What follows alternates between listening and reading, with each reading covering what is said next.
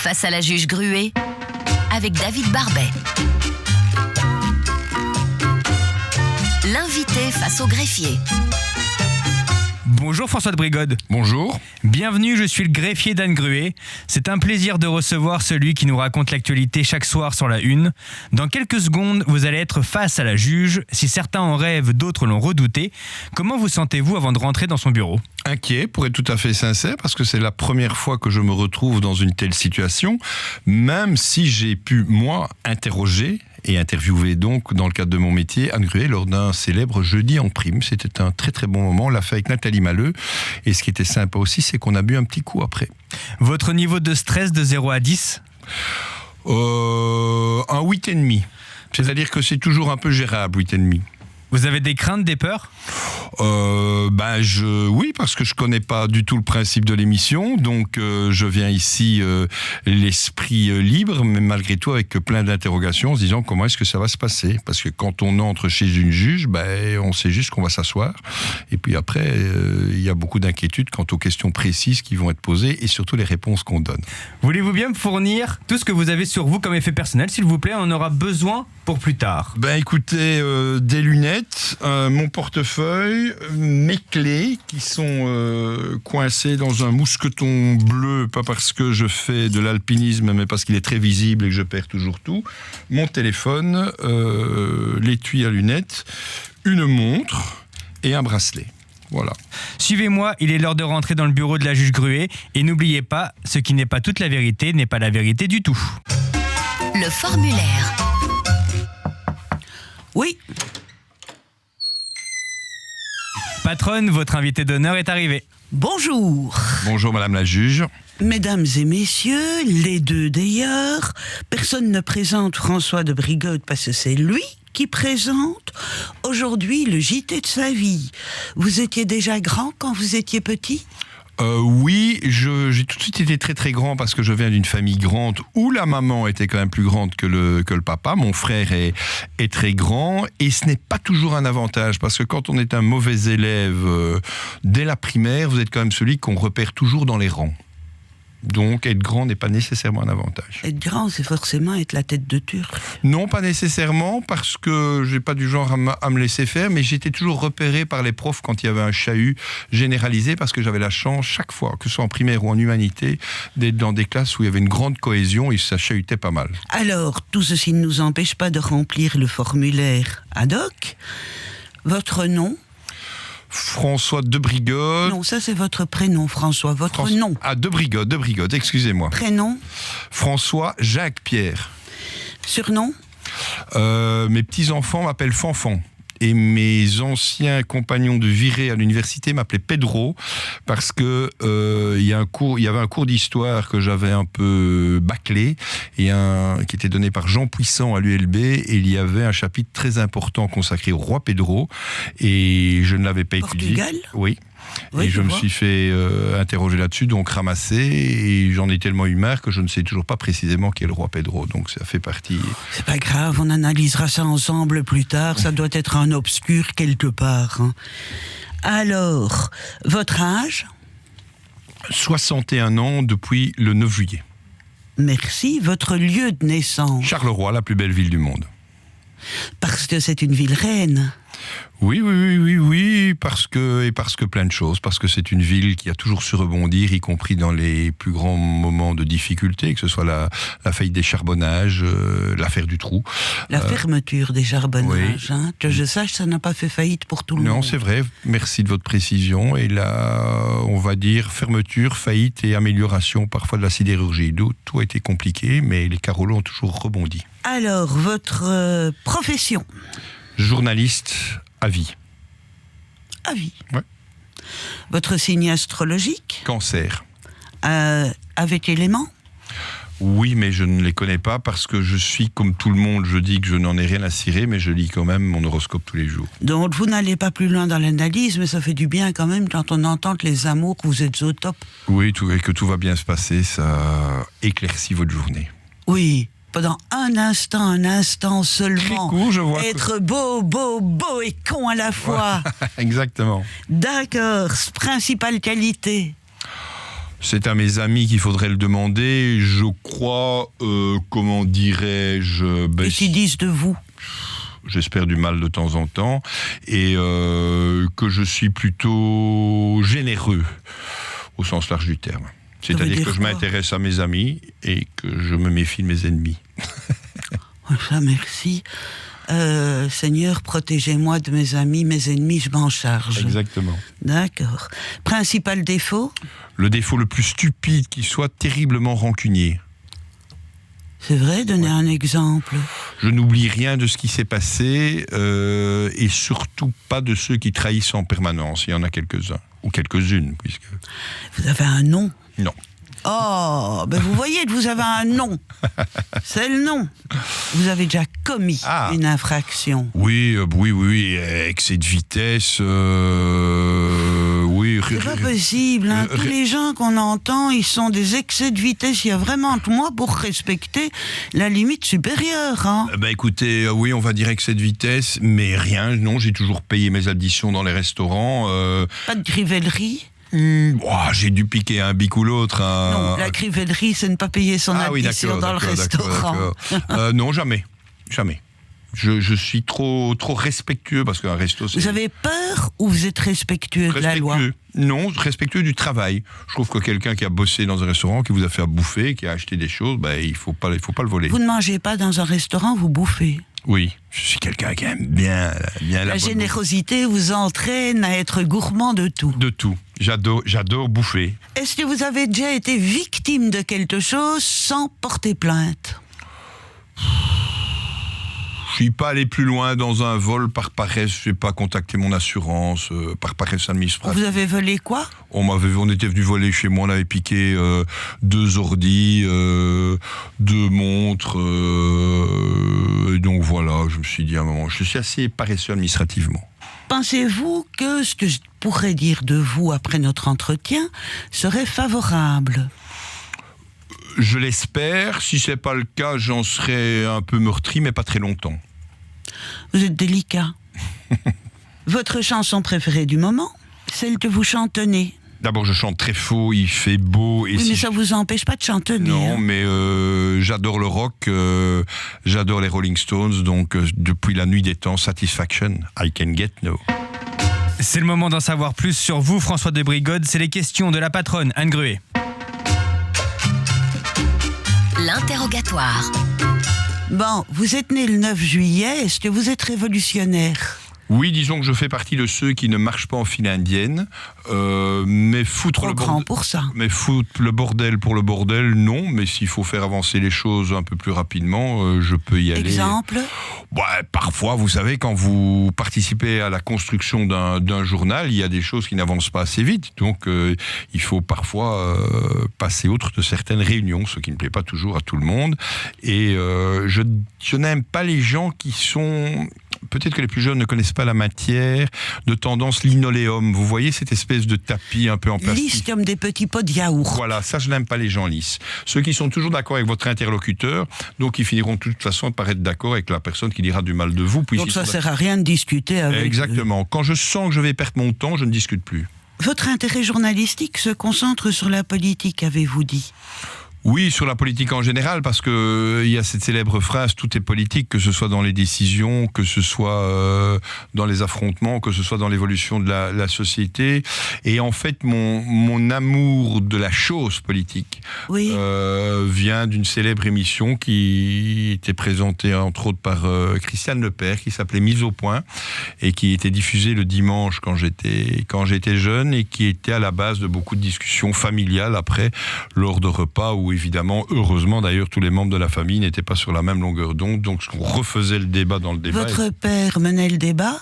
Ma mère et mon père, et l'emmerdeur de service le plus conservateur était mon grand-père que j'adorais, et qui était un léger fouteur de merde, et qui prenait de toute façon toujours le contre-pied de ce que disait la personne. Un vieux ronchon.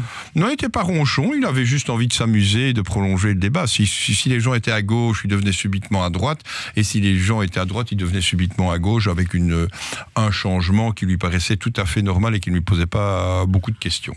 Donc vous êtes présentateur télé, vous aimez la politique. Est-ce que vous seriez capable d'interroger un homme politique belge comme El Kabbach le faisait ou l'a fait il y a 8 ans avec Fleur Pellerin? Il paraît maintenant que vous lisez. Écoutez, je trouve que j'ai admiré El Kabbach, c'est aussi un de ceux qui m'ont donné le goût du journalisme politique. Vous n'avez pas reconnu mon bonjour? Non. Bonjour. Bonjour, oui, c'est ça. Mourouzi. Mais ça, c'était Mourouzi, mais je me souviens surtout du Taisez-vous El Kabbach de Georges Marchais. Ah, pardon. Voilà. Alors là, je vous rectifie tout de suite. Le Taisez-vous El Kabbach n'est pas de Georges Marchais, mais de Thierry Leluron imitant Georges Marchais. Georges Marchais ayant effectivement dit comme c'est désagréable d'être interrogé par vous, monsieur El Kabbach. Il n'a pas dit Taisez-vous El Kabbach ? C'est Thierry Leluron, dans un sketch reprenant cette fameuse interview. Je vous fais confiance, mais j'ai un petit doute. Oui, vous pouvez avoir tous les doutes que vous voulez, mais je vous signale que vous êtes obligé de me faire confiance oui, mais de toute façon, à l'endroit où vous êtes et où ça risque de mal se terminer, sinon. Effectivement, vous avez, je note, un amour de vous, une sorte d'orgueil. Je n'aime pas voir tort. Attends. J'entends. Écoutez, on verra qui a raison. Vous regardez tout de suite ? Oui, on va vérifier. Qui a dit Taisez-vous El Kabbach ? Oui. Ne t'en fais pas, vous avez entièrement raison. Oui, je suis au courant, merci, voilà. Je suis payé pour ça. Voilà, vous avez entièrement raison. J'en ai ma voix qui disparaît. Je m'incline. Oui, mais qu'est-ce que je reçois ? Je vous offre un bon bolognaise dans le quartier de l'université, au mois de septembre. Est-ce que vous êtes d'accord avec cette phrase de Jean Cocteau qui observe le malheur ? Le bonheur exige du talent, le malheur pas. On se laisse aller, on s'enfonce. C'est pourquoi le malheur plaît et le bonheur effraie la foule. Parce que vous annoncez quand même énormément de malheur. Oui, mais je crois qu'on annonce aussi des moments de bonheur. D'abord. Non, je vous parle de la phrase de Cocteau. Oui. Le malheur plaît, le bonheur effraie les foules. Pas sûr que le malheur plaît, parce que je crois qu'à certains moments, vu le nombre de malheurs qu'on présente, il y a un certain ras-le-bol du téléspectateur, de la téléspectatrice. Donc, oui. Voilà. Et le bonheur effraie, non, le bonheur fait plaisir. La mort est un instant de bonheur ? D'abord, j'en sais rien. Et secondo, la mort ne me fait pas peur, mais la souffrance avant la mort, oui, parce que j'ai vu des proches souffrir et c'est quelque chose qui m'effraie. Je suis d'ailleurs un grand défenseur de l'euthanasie. Racontez ? Non, parce que c'est des choses qui touchent à l'intime, mais quand vous voyez entre autres votre mère atteinte d'un cancer et que ça dure, voilà, il y a Combien de temps ? Ça a quand même été, je veux dire, son cancer a duré quand même 3-4 ans, quoi, avec un espoir de C'est-à-dire le moment où vous aviez quel âge ? Quand elle est décédée, j'avais 18 ans et demi. C'est-à-dire le moment où on se dit, elle est assise, elle est encore vivante. Elle est allongée, mais elle est encore vivante. Elle est couchée, elle est encore vivante. Non, je crois qu'on se dit tout simplement qu'on va perdre quelqu'un et qu'on voit quelqu'un qu'on aime qui souffre. C'était en quelle année ? C'était en 1980, que je ne dise pas de bêtises, 1981-82. Et qu'est-ce que vous avez éprouvé au moment où elle est morte ? Un immense vide, et puis vous êtes quand même à un moment charnière de votre vie. C'est le moment où vous êtes quand même... Bon, maintenant, aujourd'hui, les jeunes sont adultes un peu plus tôt qu'à l'époque, mais voilà, il y a quand même tout qui est un peu chamboulé, avec quand même la chance aussi d'avoir un père qui est là, un frère qui est là. Il s'est jamais remarié ? Si, par après, et puis voilà, c'est pas... Comment dirais-je ? C'est perdre quelqu'un qu'on aime, c'est dur. Le perdre en le voyant souffrir, c'est la pire des choses. Ah, monsieur le greffier, il y a encore quelque chose dans le dossier, quoique notre invité nous ait déjà beaucoup dit. Oui, François de Brigode, vous êtes l'un des journalistes présentateurs les plus connus de Belgique. Est-ce qu'on vous a déjà proposé de faire quelque chose en France ? Oui, et je ne l'ai pas fait pour une simple et bonne raison, c'est que la fonction n'allait pas me plaire. Mais quoi? j'étais directeur de l'information, je ne vais pas dire de quelle chaîne, puisque j'ai refusé. Mais voilà. Est-ce que vous êtes dur avec vos collaborateurs? Oui. Comme ils peuvent être durs avec moi, oui. Oui, mais dur ne veut pas dire injuste. Est-ce que vous envisagez une date de retraite? Ah oui, 1er mai 2027, c'est terminé à l'RTBF. C'est-à-dire que le 1er mai, vous allez arrêter, vous n'allez même pas finir la saison.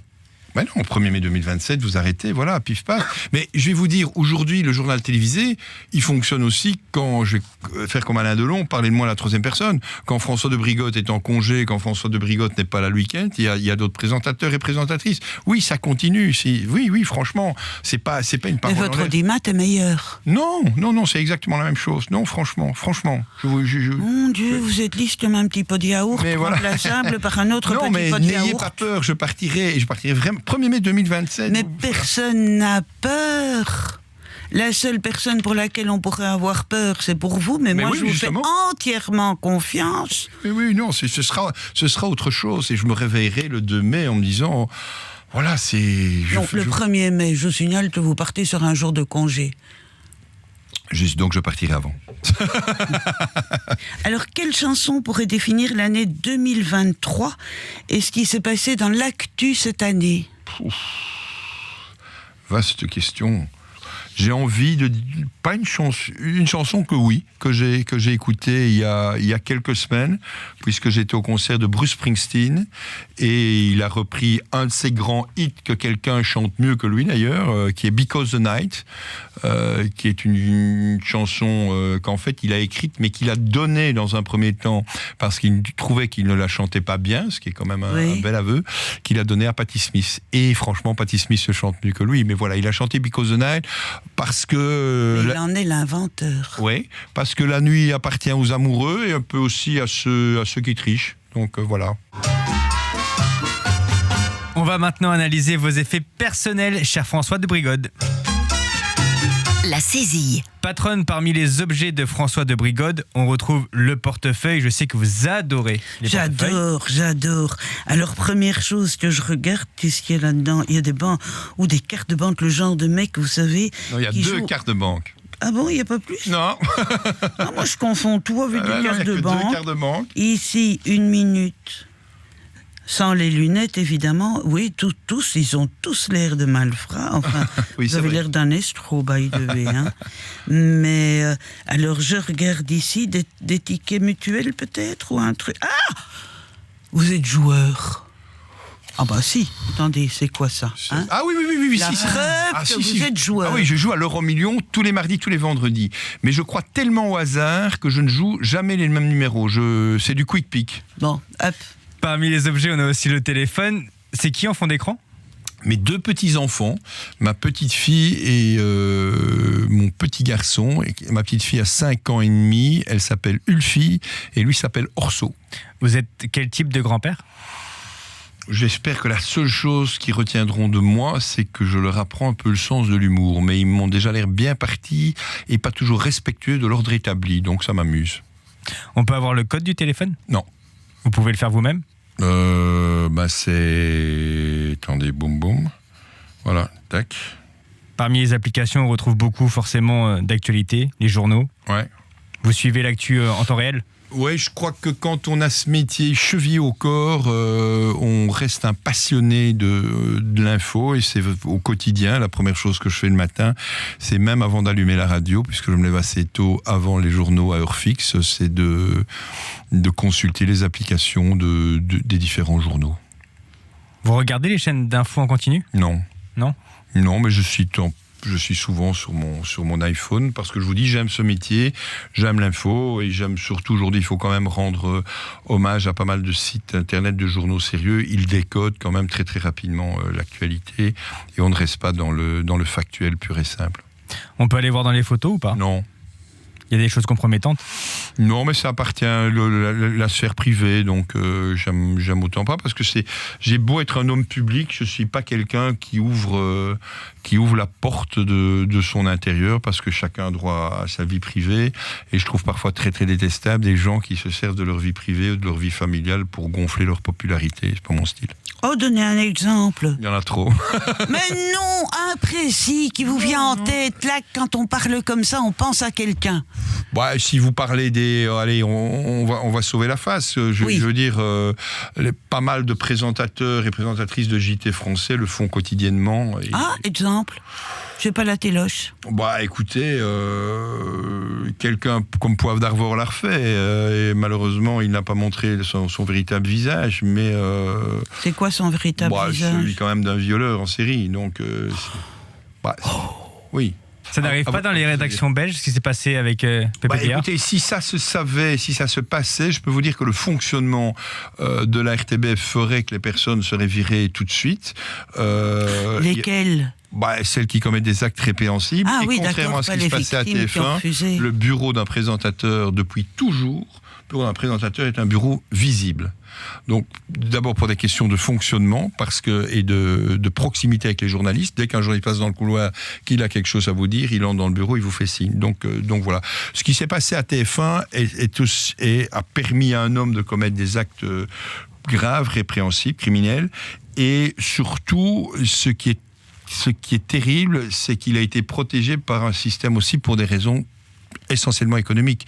TF1 rapportait beaucoup d'argent, était coté en bourse, et surtout, et c'est là qu'à mon avis, et c'est pas de la fausse modestie, mais ces patrons se sont trompés, pour eux, il incarnait l'audience.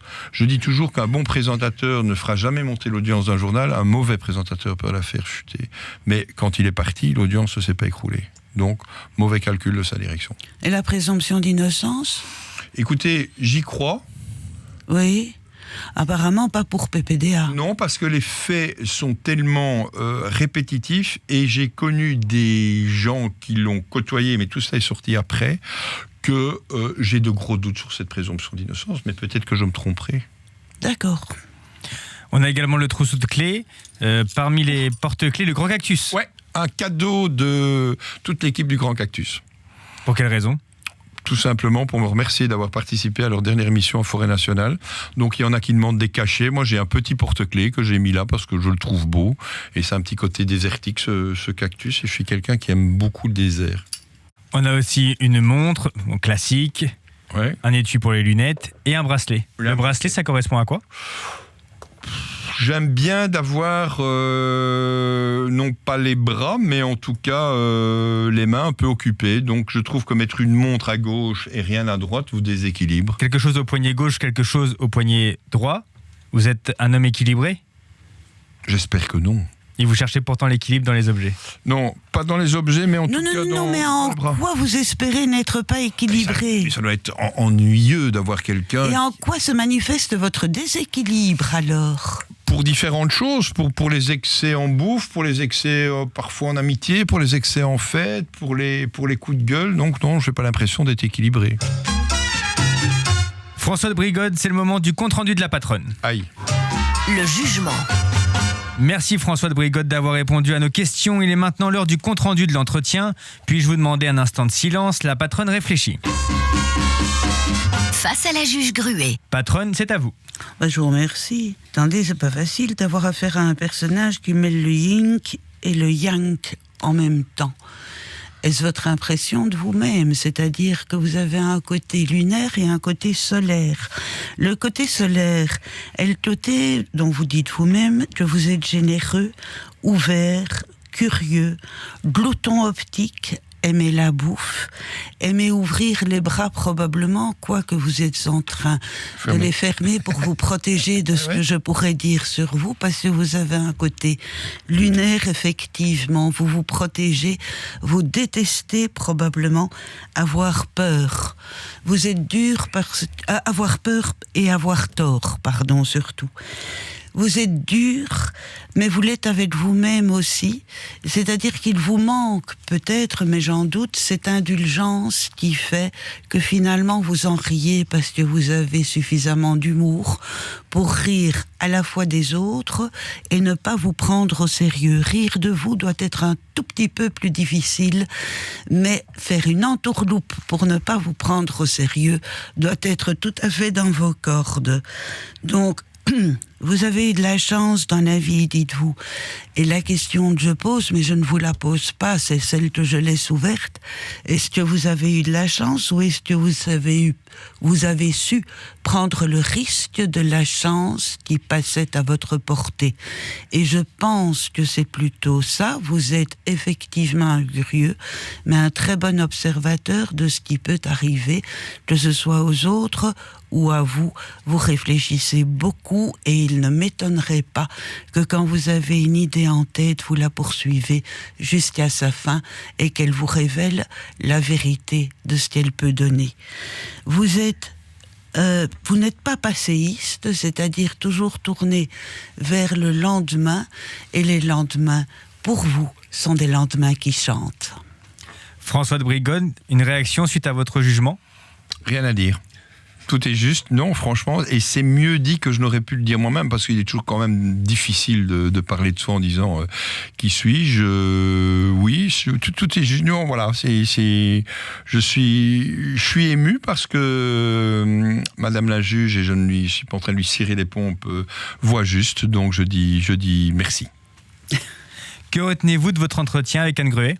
À la fois sympathique, je préfère que ça se passe dans une émission de radio parce que je la sens intransigeante, jusqu'au boutiste.